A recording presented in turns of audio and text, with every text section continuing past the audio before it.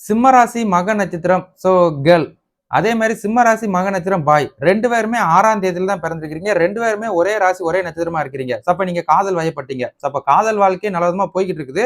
But திருமண வாழ்க்கை எப்படி இருக்கும் அப்படின்ற ஒரு கேள்வி உங்களுக்கு ஆட்டோமேட்டிக்கா வந்துருச்சு. அப்ப உங்களுக்கு காதல் வயப்பட்டுட்டீங்க அப்படின்றதுக்காண்டி நீங்க இந்த காதல் வாழ்க்கையில நல்ல விதமா தொடரலாம். ஏன்னா உங்க 2 பேரோட எண்ணம், செயல், சிந்தனை எல்லாமே ஒரு சேர ஒரே மாதிரி தான் இருக்கும். பட் இந்த திருமணம் அப்படின்னு வரும்போது உங்களுக்கு ஜாதகம் வேறையா இருக்கும், அவருக்கும் ஜாதகம் வேறையா இருக்கும். உங்க 2 பேத்துக்கும் வயது வித்தியாசங்கள்ல கூட நீங்க இருப்பீங்க. அதனால நீங்க திருமணம் பண்றதுக்கு முன்னாடி உங்களோட 2 பேரோட ஜனன ஜாதத்தையும் ஃபர்ஸ்ட் மேட்சிங் பார்த்துக்கோங்க.